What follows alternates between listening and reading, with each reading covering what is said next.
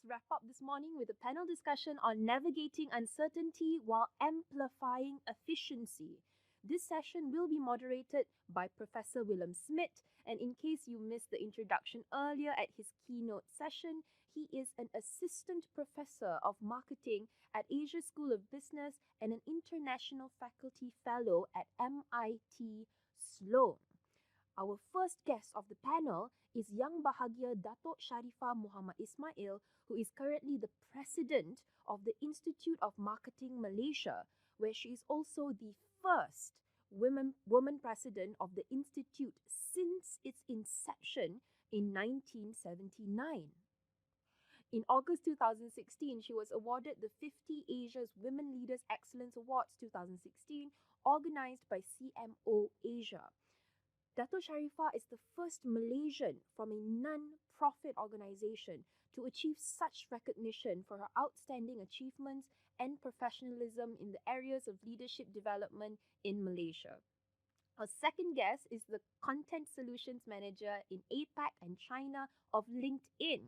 Daniel Herchuli is also currently an active committee leader for the IAB Southeast Asia and India and a board member of the Asian Content Marketing Association. He is a regular contributor to industry rags such as Mumbrella and the Content Marketing Institute. Daniel has also lectured on invitation at the University of New South Wales ESSEC and Singapore's SMU the discipline of content marketing. Our third guest of this panel has over 16 years of experience in the property industry. Bernard Yong is currently attached to Mahsing Group, one of Malaysia's premier developers and property brands, in the role of Head of Strategic Marketing and Brand Experience. He brings with him a unique and refreshing perspective on all things related to marketing, consumer experience, real estate, business, and strategy. Our fourth guest of this panel is dialing in from the Philippines. Francis Joseph D is the Head of Technology Solutions in Ogilvy, Philippines. Prior to joining Ogilvy, Francis was the country head for Fox Network Group's streaming service Fox Plus, where he was heavily involved with app improvements, content curation, and optimization. This is definitely a great panel discussion that you do not want to miss. So if you have any questions for the panel, please post it in the chat box or in the comment section. All right, so we are going to quickly check up on our panelists and make sure they're tip-top, and then we'll be right back with you.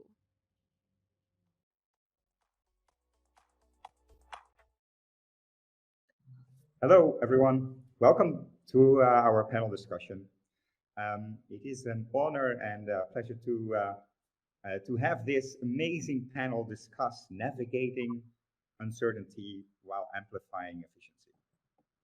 And like Mira said in the introduction, it is indeed that consumer behaviors have changed a lot, widespread adoption of digital technologies, and in the meanwhile, there is still a lot of uncertainty in the market. And we prepared a couple of questions with this amazing panel that has a wealth of experience in adopting technologies for their firms and for their clients. So I would like to start with discussing the title of our panel session, Navigating Uncertainty While Amplifying Efficiency. So Bernard, could you start telling about what is the uncertainty in your view? What is causing this uncertainty, and perhaps on amplifying efficiency? Hi, good morning, Willem. Good morning, everyone. Glad to be here. Great question to kickstart the morning with. Uncertainty, of course, is caused by change, right? Because things change, situations change, so your ability to predict what lies ahead, it becomes murkier, it gets more difficult. There are many causes for change, many reasons, right? Everything from changes socially, in the social political realm, environmental change, given the rise of ESG. So there are many causes and drivers behind it. But of course, to me, one of the major drivers or major causes of this is the pace of technological change. And I think we all can probably agree and are in the thick of it. Technology, the pace at which computers, connectivity is ramping up, is becoming is exponential, right? So the change brings about a lot of differences and uncertainties in the way people behave. I mean, think of the changing landscape of social media, where even the titans of yesteryear are grappling and struggling to adapt to what comes ahead. Think about the way it has brought about changes in the way people shop. You know, Amazon, and of course, closer to home in this region, you have Lazada, you have Shopee, and so on. And also think of the change in how people consume, from buying products to now the rise of subscription and streaming services and so on. And also, last but not least, how we work, right? So of course, some of this change would be transitory. Some of this change could be more permanent. The thing is, nobody really knows, and that's, I guess, ties into the title of this this panel session here, which is uncertainty. So my main pick would be technological change as the main driver. How to amplify it? I realize you asked one question, amplifying efficiency, right? So again, I mean, efficiency is all about getting more bang for buck. For me as a client, when I work with agencies, we want more ROI on our marketing spend. The key thing is getting a good ROI on a small scale is relatively easy, can be done. But how do you scale it? Or how do you amplify this when you cover larger geographic regions, when you cover a larger target audience, when you have increase in spend? So scaling up a strategy always proves to be challenging from both the agency and client point of view. Okay. Thank you. Great. Daniel, could you comment on uncertainty as well? And is it only technology? Yes. Good morning, everybody. Hi, Daniel from LinkedIn here. I think there is a sort of a famous quote or something, isn't it? Like the only thing that is constant is change. And I think what we're seeing is like there has been just periods of rapid change that have happened here through the pandemic, political change across the world. I think some of the uncertainty that we're seeing is definitely economic. So there's definitely some headwinds coming in the economy coming through. It's 11 hours. We're talking about sort of the rise of sort of this idea of we printed a lot of cash over the last few years, and now payment is due, right, in terms of this and some of the uncertainty that's happening there. This obviously is playing a role in how much people have as an income that's available to spend. I'm also a bit of a believer that, yes, while we have gone through change and a big chunk, to Bernard's point, has been digital, I do remember reading a couple of years ago, one of the big consulting firms put out that digital disruption will be accelerated by 10 years. I don't think that has been the case. I think we've definitely seen an acceleration of digital adoption, 100%, out of necessity for many bricks and mortar businesses moving forward. They've had to pivot their business lines onto online and find skill sets and people to deliver those. But as we start to open up again post-COVID, I think we're starting to see people start to come back a little bit back to normal. I think some things are here to stay, definitely. That disruption has been accelerated, but I wouldn't say we've gone through 10 years of innovation into. So I think what we're sort of seeing now is probably as an uncertainty is actually the disruption is going to start to slow a little bit. And I think now it's more about the best service you can provide for your clients and as marketers too. I think we've been forced, I guess, if you're in an events marketing space, you were forced to sort of pivot from physical events to virtual events. And I actually don't think virtual events are going away. I actually think they're going to stay. It's going to be now more of a hybrid system as the change. But physical events will come back. Same way outdoor advertising will come back in strong when everything pivoted to digital in the last few years. So there is some uncertainty there, but it's also change that is coming back to normal at the same time with a little bit of a difference. The only other thing I'll say is we've also seen uncertainty in the talent market at LinkedIn. So we've seen job markets being quite low in terms of unemployment, but the skills needed and the new jobs that have come into market since the pandemic because of digital disruption has exponentially increased, and we're not actually finding the talent that can actually fit the skill sets required. An example would be a restaurant obviously had wait staff needed before the pandemic. Post-pandemic, now they actually need somebody with digital skills to manage their online bookings, to manage their website, to manage all these different things, which they may not have needed as a core part of keeping their lights on and their business going. So these are some of the uncertainties we're seeing in talent, in the macroeconomic spaces as well. So yeah. Nice. Great. So in addition to technology changes, adoption, we see macroeconomic development and in talent. Francis. Yes. Hi, everyone. Good morning. Could you I add think to for the me, picture of uncertainty? sure, of course. I think for me, the pandemic has not just accelerated tech adoption, but at the same time, it has actually brought uncertainties when it comes to marketing plans. We have seen not only shifts in marketing budgets, but we have also seen a lot of marketing plans being executed on a more short-term basis. So what used to be plans for the year are now done on a shorter basis. Customer journeys are now more challenging to predict as well, as we are seeing new behaviors emerging because of what has happened the past 2 years. Because of, I guess, technology, there is more emphasis now on customer experience and personalization. This is due to the fact that since everyone is starting to go digital, now with the apps, website, bots, chatbots, e-commerce, the bigger challenge now is to stand out, be noticed, and really matter to customers. So we must continuously, I guess, learn how these new technologies enhance the customer experience with the brand as the new normal continuously evolve. And that's how we are seeing certain uncertainties happening right now. Okay, a new normal. Yes, a You new call norm. it. Yeah. Uh, YB Satu Sharifah, please. What are your ideas about uncertainty and do we see a new normal or do we go back to the old one? Thank you, Willem. Good morning, everyone. Thank you for this opportunity. Okay, following to what the other panelists have said, I think the pandemic has taught all of us to manage uncertainty so well.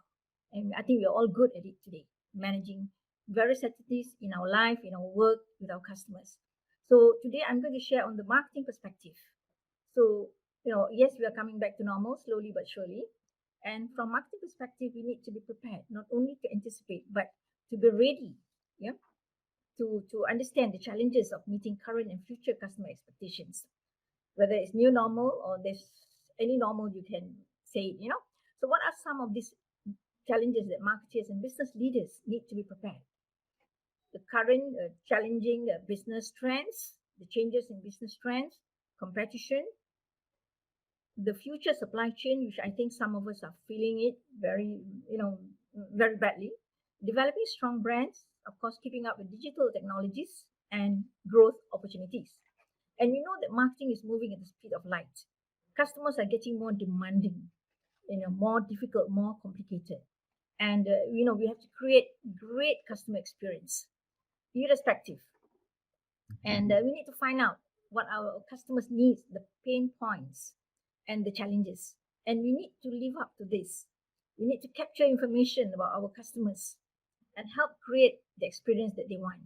Well, if you have products and services that are not selling anymore, you need to rethink, you need to redesign, repackage, everything. Okay, that's the new norm actually. And this is a time to embrace online solutions. So marketing and technology has got to go hand in hand. We are partners. Yeah?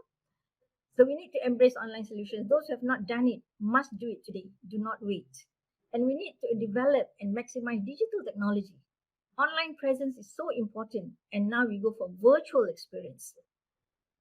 Nonetheless, I think we need to rethink price. We need to rethink product. We need to rethink positioning. And I think another thing that I want to add here is that if we can, with business people or marketers, if we can pivot and move into technology-driven solutions, business models, and that's the way to do it. That's the way to go, actually.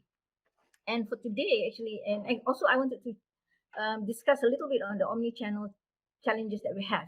As I said, you need to rethink promotion and placement, look at your Facebook advertising, look at, your Google. Excuse me, Dato Sharifah, are you giving the answers to all the questions already? No, not really. No, and there's one question you asked, I think, inside there. I just wanted to share two Malaysian brands, which business as usual for the last 2-3 years. Okay. Okay. Yes. One is a very young startup, Chatai Malaysia. It's a very young company. From 3 outlets, they've got today 135 outlets. They're working very hard to be one of the top brands, not only in Malaysia but around the world. So that's the pride of Malaysia. Another company is a 125 years old business, which I think most of you know. is Royal Selangor. It has been with us, it has been in Malaysia for the last 135 years, staying relevant, very innovative, looking to the future, and they hope to go on another 125 years, if not more. So at the end of the day, my sharing is that it's all about your customers. Thank you. Yeah. Oh, great. Thank you. And this is a really good leeway into the next question. When we're rethinking, when we're kind of remarketing everything, the technological tools are probably helpful also, like Bernard was saying. I would like to ask the panel which of the technological changes the new technologies they find most interesting for the coming year. Which one do they think is underestimated and they would invest more in? And which one do they think are overestimated? And we have a list of 10 most talked about marketing technologies these days. It will be shared on the chat group. It will be about content, going back to authentic, long-form content. Second one, chatbots on conversational AI. Third one, voice search. Fourth, data analytics. 5, social media marketing. 6, new areas of e-commerce. 7, user experience. 8, the metaverse. 9 is a cookieless future, and 10 is SEO and keywords. I would like give the floor back to you, Dato. Which one do you think brands, companies should invest in more this year? Okay. I have shortlisted from the 10. I think marketers are moving to make sure that they're familiar with data analytics, and of course, social media marketing is the keyword or is the trend, and user experience. So all this means keeping up with digital transformation or digital technologies. Yeah, and we have no choice when we have to keep up with digital technologies. So businesses must reevaluate and look towards technology to innovate. Look at digital, data-driven decisions. This is again another key item that marketers must work towards. When you have data, it's information. Information is knowledge, and that will help you to make good decisions for your products and services and for your businesses. And of course, digital technologies. You talk about all these items means contactless solutions and digital payments is something that's the way forward. And I said, in fact, I mentioned earlier, strong virtual presence, digital marketing, and of course, custom software solutions are needed. So again, social media marketing, not everything will sell, not everything you can sell, but you really need to know what sells, what don't sell, and what fits your product and services best.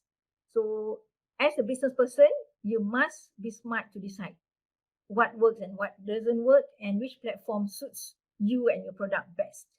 So either physical stores, online platforms, or even third-party partnership, like putting your products at departmental stores, malls, and so on. So do explore what works and what doesn't before you put your money into it. And like Facebook advertising, Google Ads, and almost every business is going on Facebook. So again, user experience, customer experience is crucial investment, especially in taking your business globally.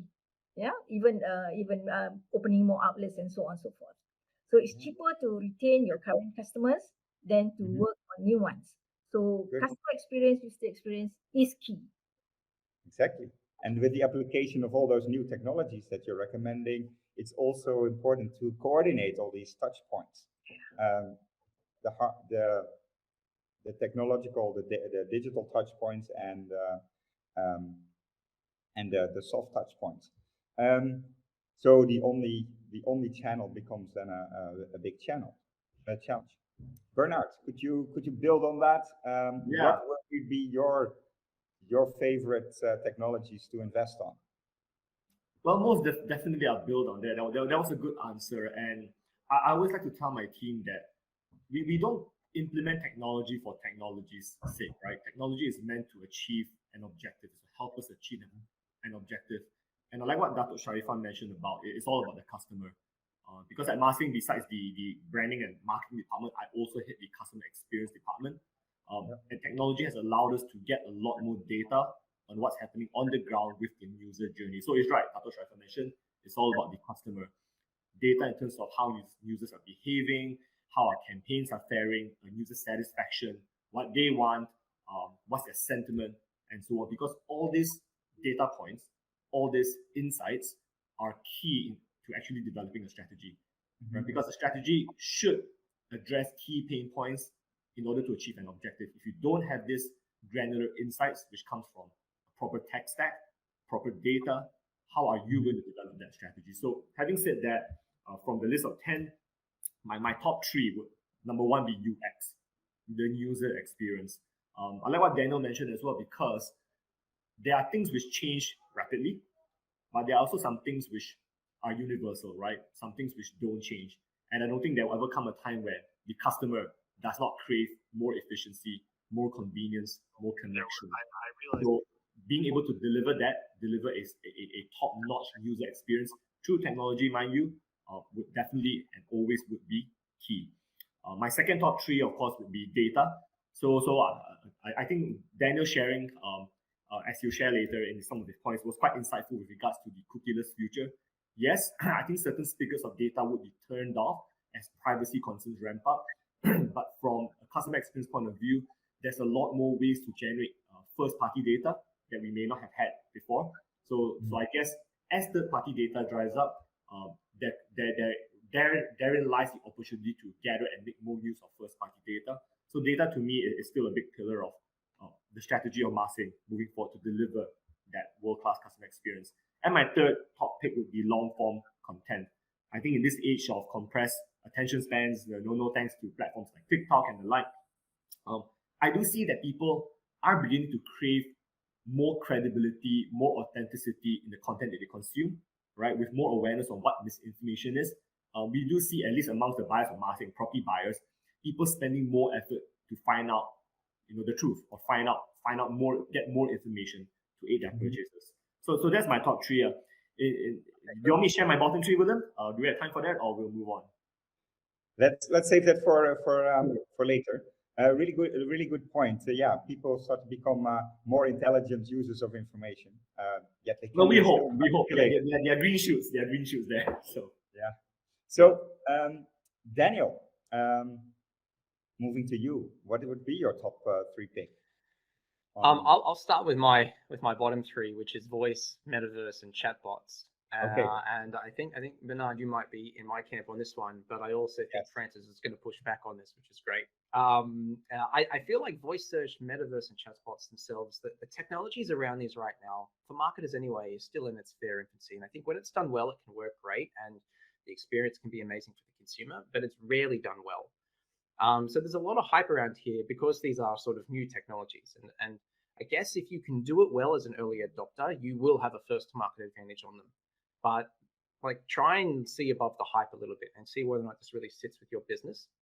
And also be prepared to make mistakes as we go through a Gartner hype cycle and we learn more about how to do the metaverse better, how to do chatbots better. But my top 3 that really you should be focused on right now, I think the cookieless future is one.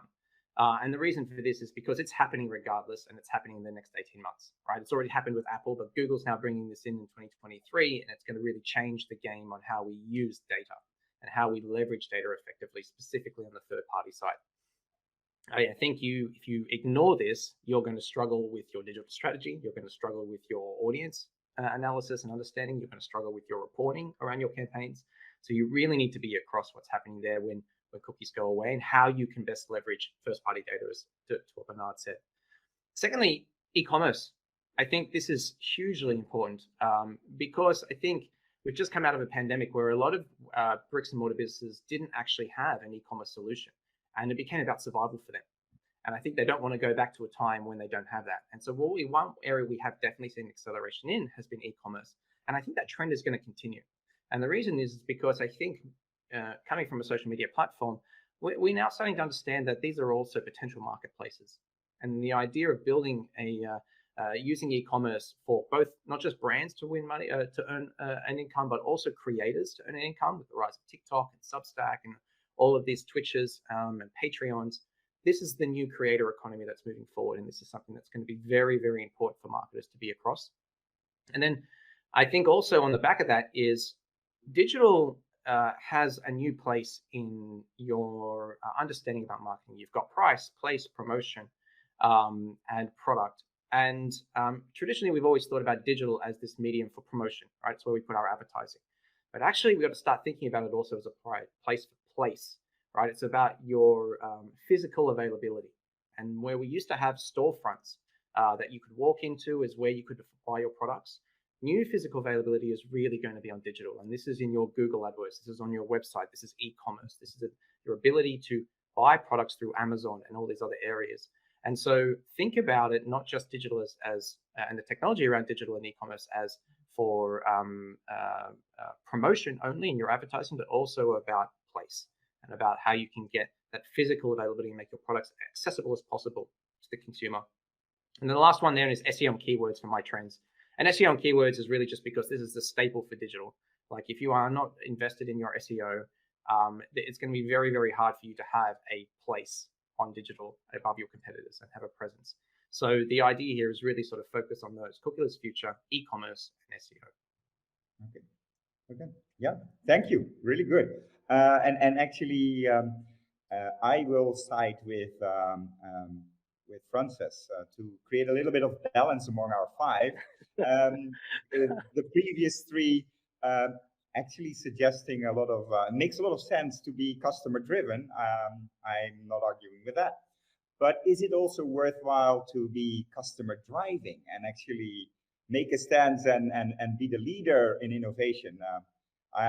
Frances, what is your view on that?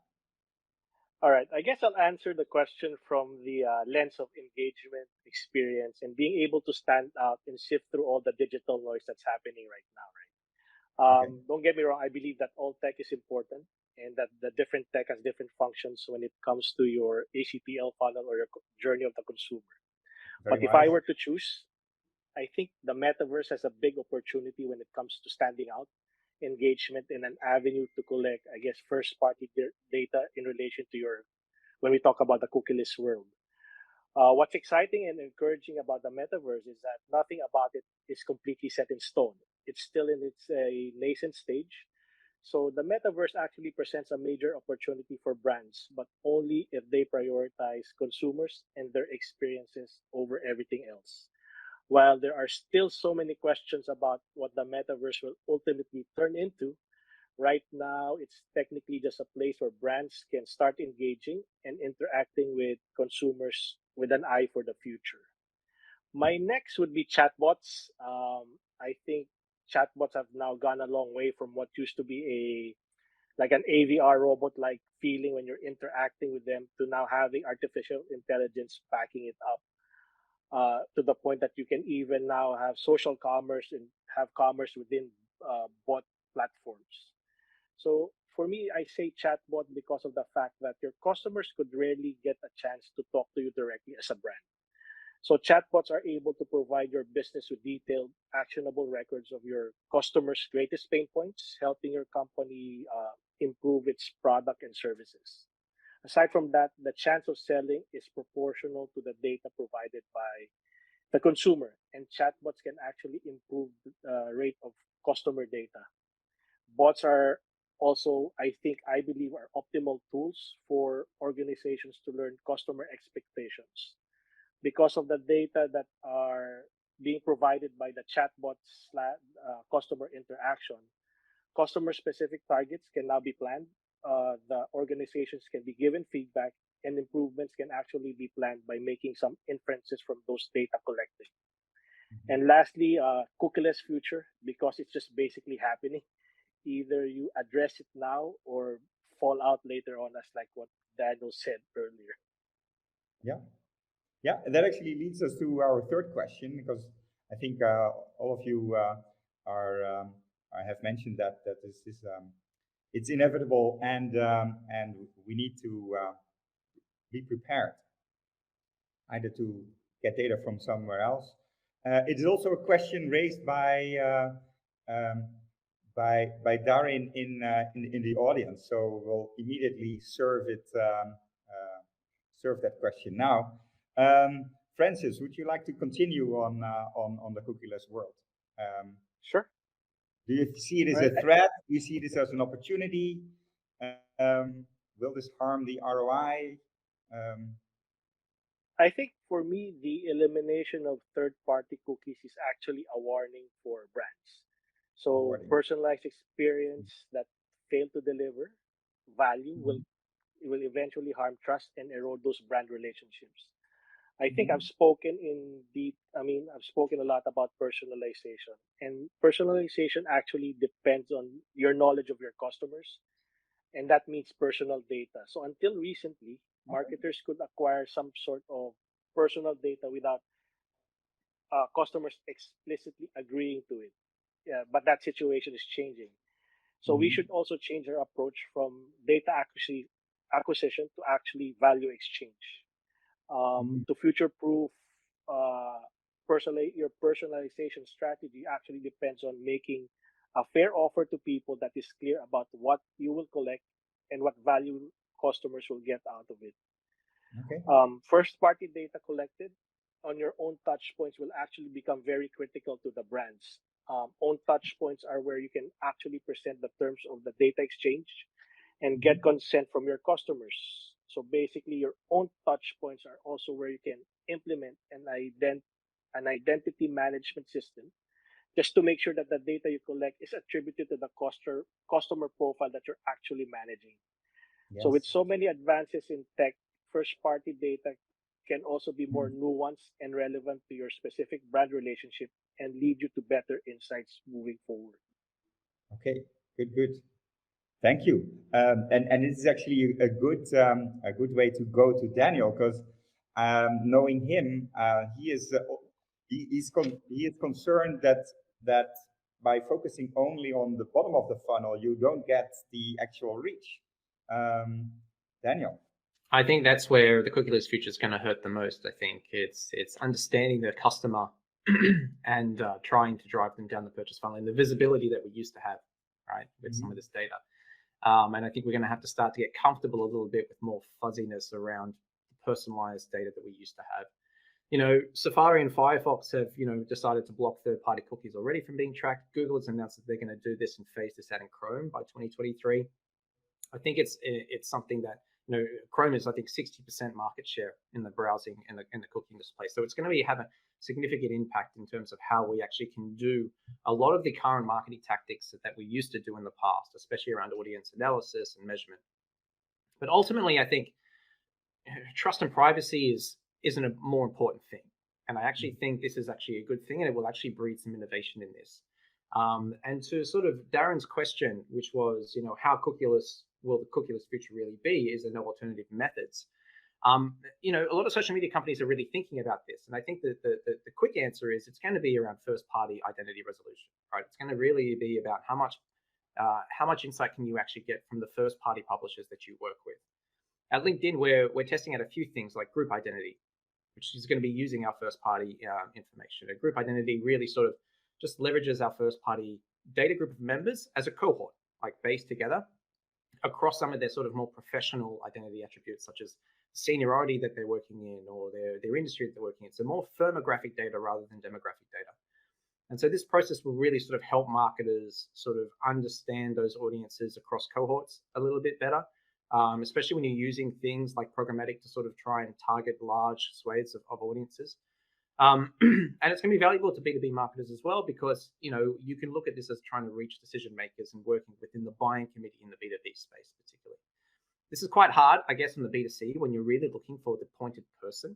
And I think that is going to be something that is a challenge. But I also know that Google is also working on similar sort of cohort sort of bucketing with their sort of first party solution off the back of this. And speaking of Google, this is also going to affect those who are using Google tools. So Google Analytics is going to be universal. Google Analytics is going to be retired in 2023 in July, and we're going to be replacing that with Google GA4, Google Analytics 4. Now, this is really moving away from cookieless and actually starting to look at more events-based tracking. And so this is something that I think is going to also be a game changer. And if I was to give any advice to marketers right now who are using Google Analytics as their core analytics platform, start thinking about switching and doing the migration across to GA4, because I think that is going to be the new area for you to be able to get this and understand the ecosystems that you're sort of targeting and trying to bring people into. So yeah, that's my response on the cookieless future. Okay, great. Bernard, in the to you in marketing real estate, does the cookieless future change the game? Well, it definitely does. It definitely does. In terms of my understanding and preparedness for it, well, I'm still ramping up my knowledge about that. So I do work closely with my agents, relying on them quite a fair bit in order to restructure our campaigns, redo our targeting, and advise us in terms of how to best face this. But as mentioned, I think in one of our earlier chats, we do see the degradation in the performance of some of our campaigns across some of the major platforms that we commonly use. So things like the cost per leads have been going up, right? The cost per impressions, the convertibility of the leads we do generate has decreased. So not only are the leads more expensive, but the conversion of them into bookings and ultimately a property sale has also taken a hit. So there are a variety of reasons for this. Of course, everything from, I guess, sheer ad exhaustion and the exhaustion of the customer base. But I think also with the increasing constraints of targeting ability, definitely that contributes to this as well. So yeah, we are seeing what we can do as a company to better pivot and better re-strategize to tackle this head on. All right, good. And that actually then we come to the final question of the panel.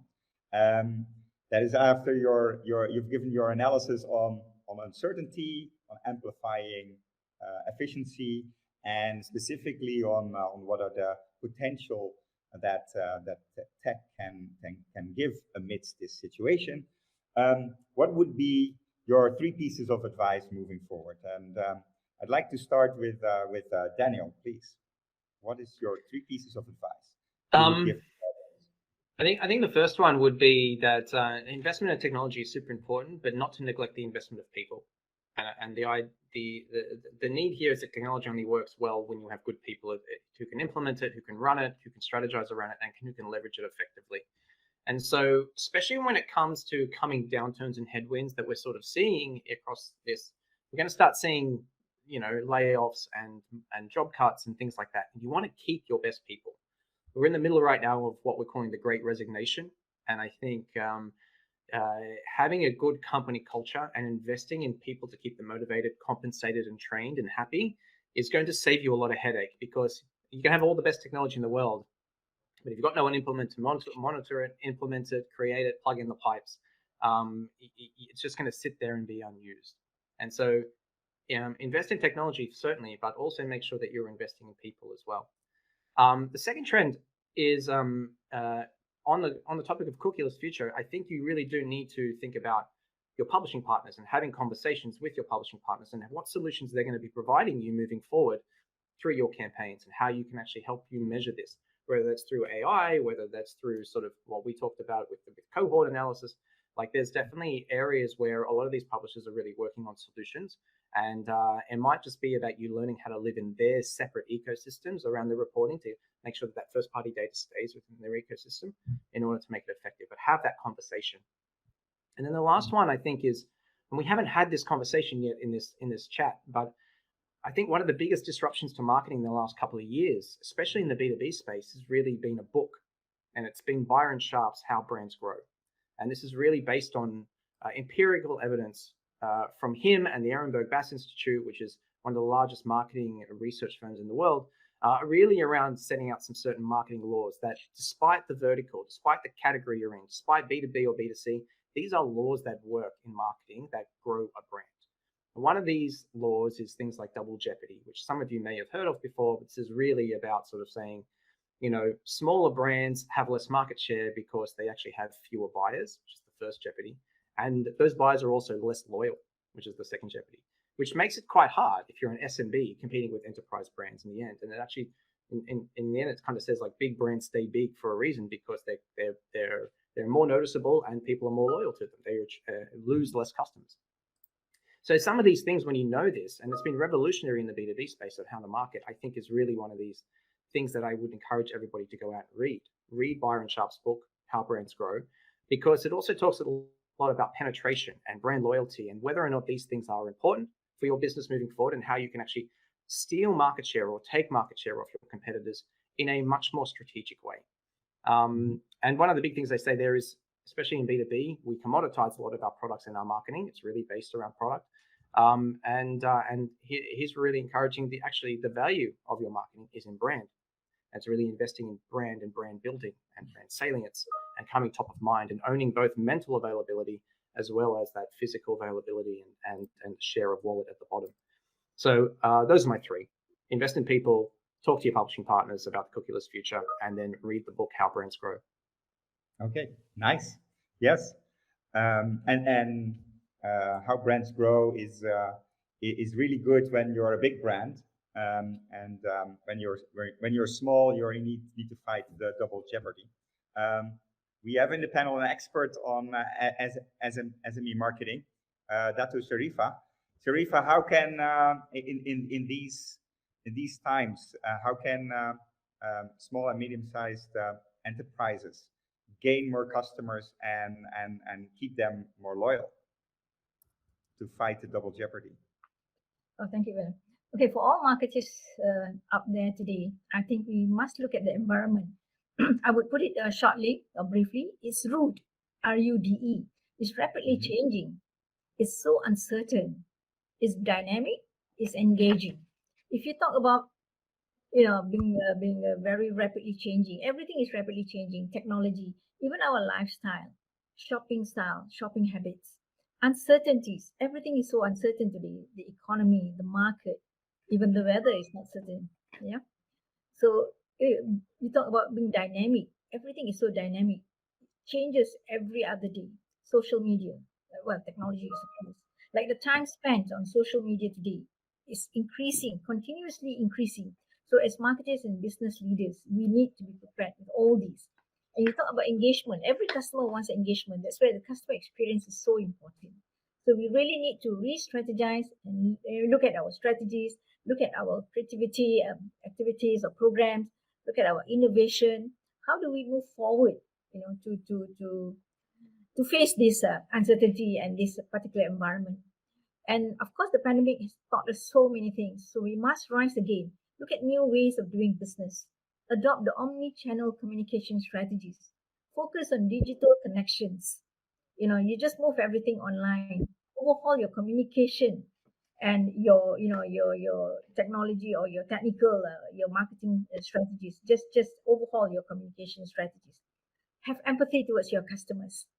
You adopt, you adapt, and you move on. Well, in any crisis and any challenges, there's always an opportunity. So look out for these opportunities and ride on the waves of these opportunities. So make them work favorably for you, if not profitably for you and your organization. Well, that's my take. Thank you. Nice. Yes. Thank you so much. Can I ask a follow-up question on that? Dato? Okay. Hope I can answer. So by focusing on digital connections and empathy towards customers, there's a little bit of a tension, right? Digital connections often seen as a bit more distant rather than face-to-face in person. How would you combine these? Very true. But as I said, you really need to know what your customers need. So there are certain things you can go online. There are certain things you just have to do face-to-face. That's why sometimes it is very challenging, or it's very interesting to see the number of outlets of certain products are just increasing, irrespective pandemic or non-pandemic. Yeah. So I think that connection and that conversation with your customers must be continuous. Then you know better, then you can do better. Okay. Yeah. Good. Thank you. Frances, what would be your advice for the coming? So before I'm asking you that, actually, I also would like to ask the audience to share questions, because I think after a series of advice, after Frances and Bernard, I think we have some time for answering some of your questions. Francis.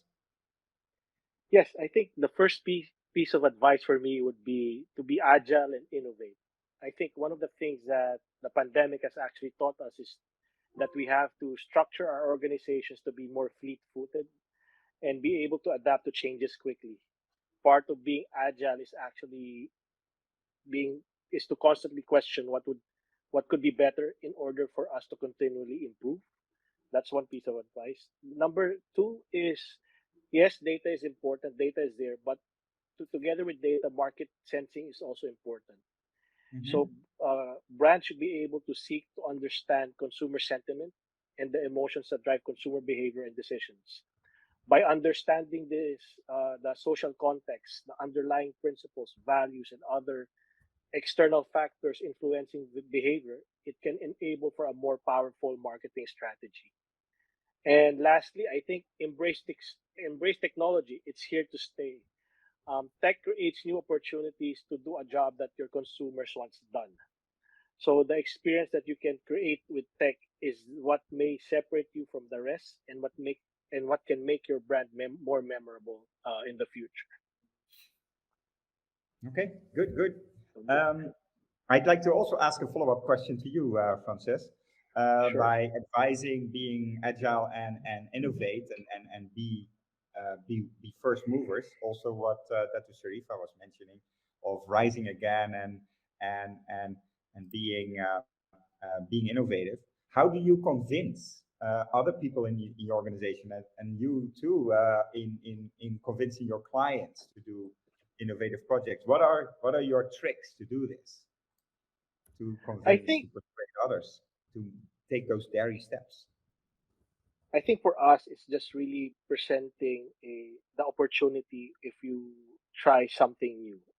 Like I said, we've seen that the digital space is very cluttered right now, Mm-hmm. and it's harder and harder to kind of stand out, to convert, and make people remember your brand. So Okay. for us, it's really we've done a lot of work within the the agency wherein we've several creative technology executions that has actually given a lot of ROI for these companies. So I mean, the way we try to kind of convince people is one, show what we've done and show the results of things that we've done in the past when it comes to the creative tech space, and just let them see with the data that okay, this is how cluttered the space is, and this is how we propose that you'll be able to stand out based on what your business needs are. Okay. Good. Yeah. Taking advantage of the clutter. Bernard, your pieces of advice. All right, thanks, Willem. I'll just give three main pieces of advice in closing. Number one is to continue to follow the data. And I do mean data in a broad sense, meaning both operational data, or otherwise known as OX, and also experiential data, which is EX. So operational data for a developer company like mine, and all of us will have different operational data. But for a property developer, it ranges from the product delivery, right? The quality data, the data on your defects. It covers even data on your customer service, how many tickets or how many inquiries are coming in, how many of them are complaints, how quickly are they being resolved.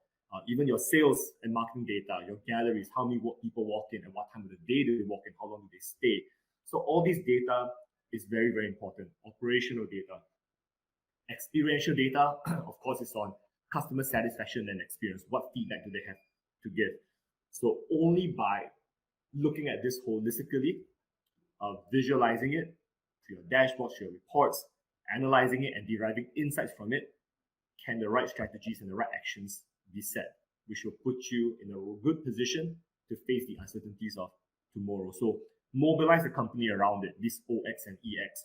We always like to say in marketing that the right data at the right time, in the right hands, leads to the right decisions. So data in a broad sense, OX and EX. That's my first piece of advice. Number two, following through from what I mentioned about EX, listen to what the customers say, right? So ultimately, I think the panelists have, several of them have mentioned, it is about the user experience, it is about the customer, and I will second that. So my second piece of advice is listen to what they are saying, where they are saying it, and how they are saying it. Invest in the right tools to get this insight. So at Marsing, we have worked with tools such as Qualtrics, Question Pro, to put in place various checkpoints and feedback mechanisms to get timely insights. The macro environment is changing at an ever faster pace. We need to keep up, and the customers are the canary in the coal mines. Listen to what they have to say. What they have to say will point you and the organization in the right decision. So invest in these programs and invest in this tech. Number 3, my last parting piece is, well, we all know the methods of yesteryear won't secure victory in the battles of tomorrow, right? So the marketing playbook from 10 years ago should be relegated to the bin of history. I mean, parts of it, yes, was still universal, but a big chunk of it. I mean, for property, I remember the days where the bulk of your marketing would be done on print ads and hanging banners and buntings and outdoor billboards and leaflets, things like that. Even 15 years ago, people were still doing mail drops. Those, of course, have changed. Things have changed quite a fair bit. So the methods that assured success 10, 15 years ago, rarely will they be sufficient for today. So I'll just quote something from Star Wars, Yoda himself: unlearn what you've learned. And I think we all can agree with that. Okay, great. Yes, thank you so much. Very good panel. So now we have answered 4 questions where you showcased your experience and your advice, your expertise.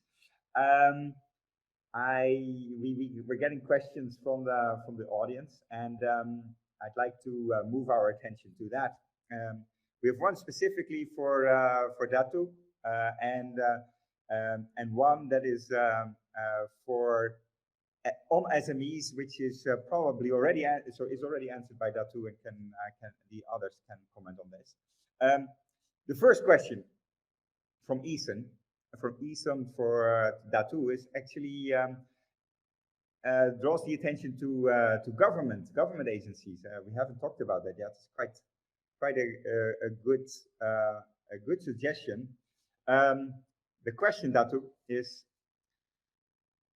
there a plan or initiative through IMM, the Institute in Marketing Malaysia, to work with the government agencies to promote, elevate, and sustain this exponential growth in digital marketing use for our business, as the 10 types are proven effective and efficient from results obtained?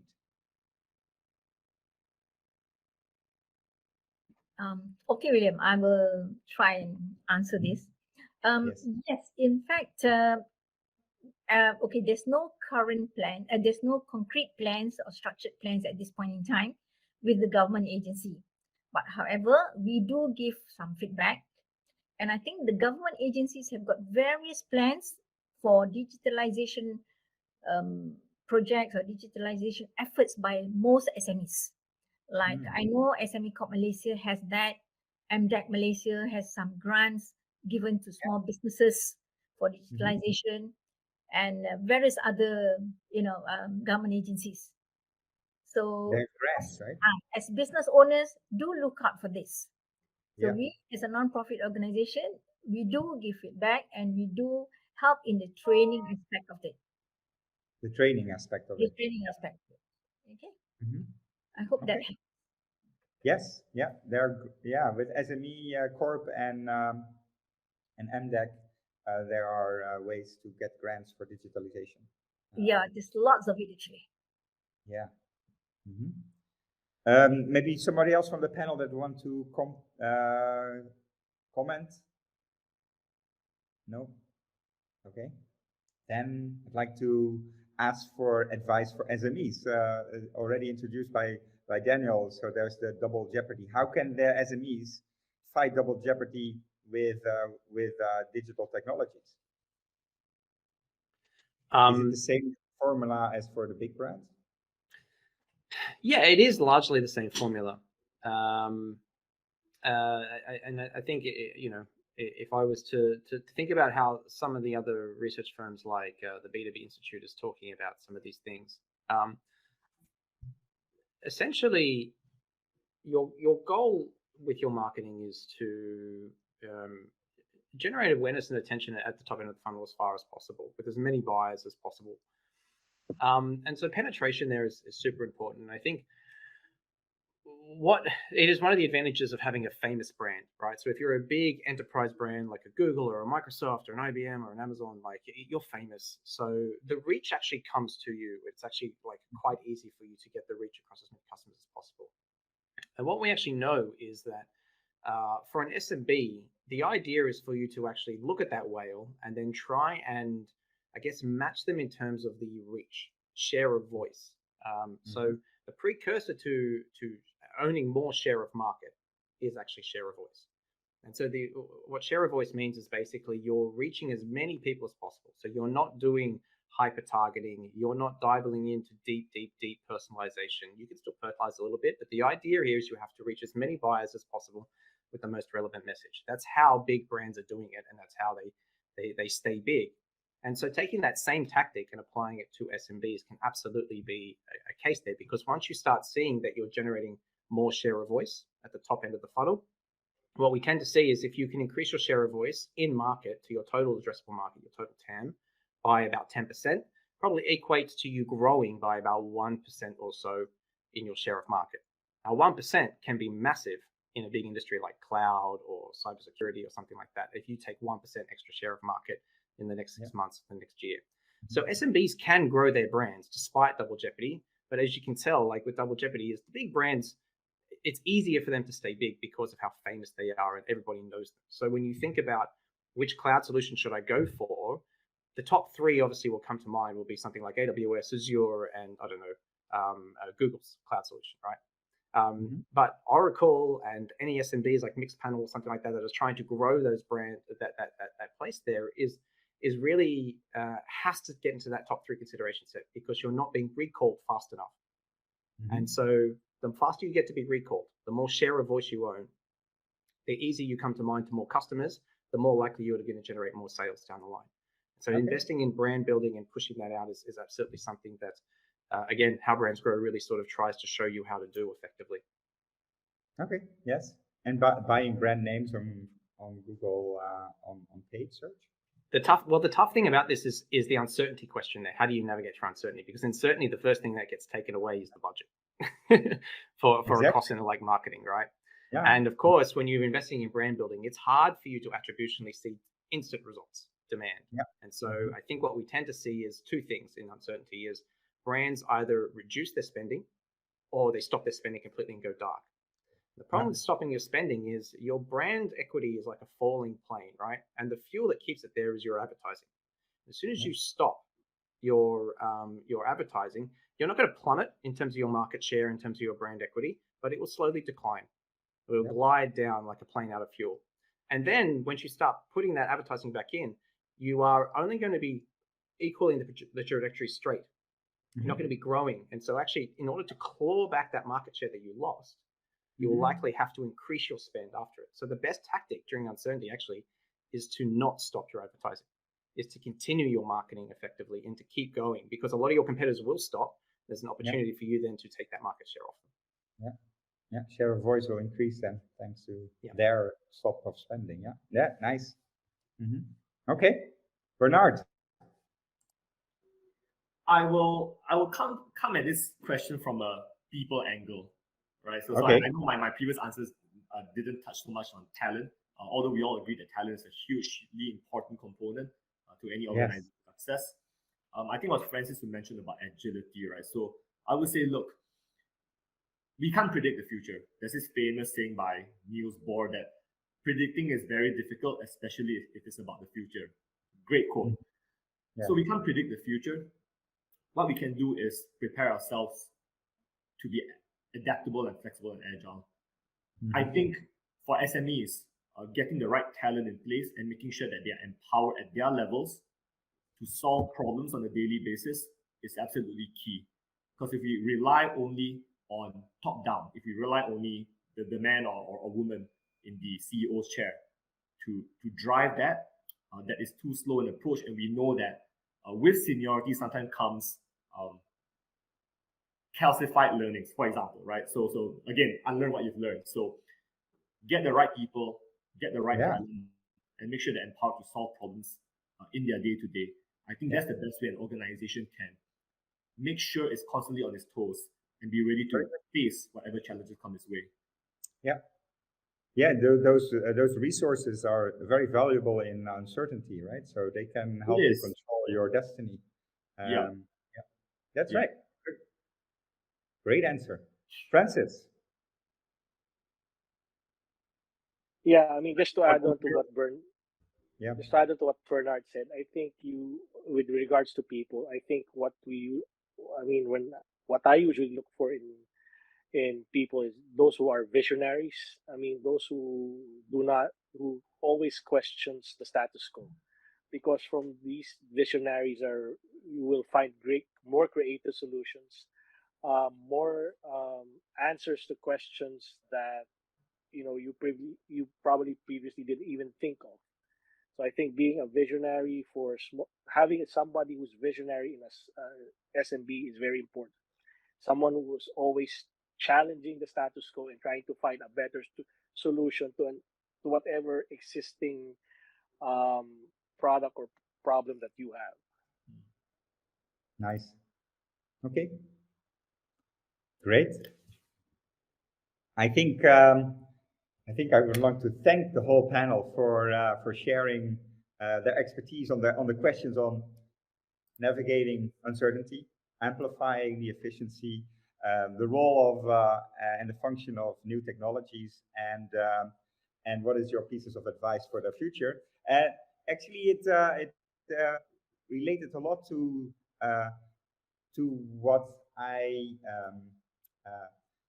what I've been researching myself about entrepreneurial strategies, which entrepreneurs actually are always in an uncertain environment because they don't have any data on the history of their venture.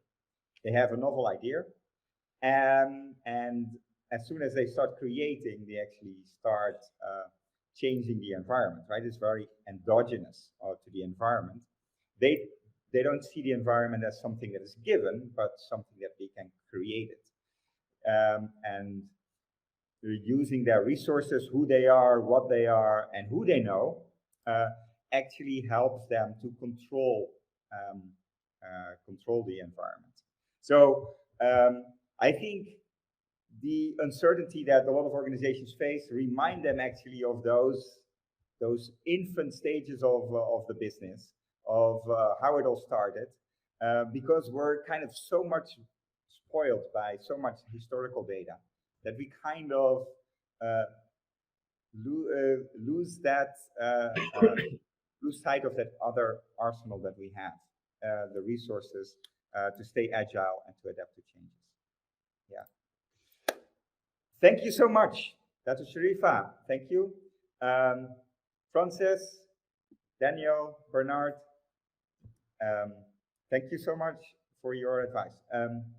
Mira, over to you.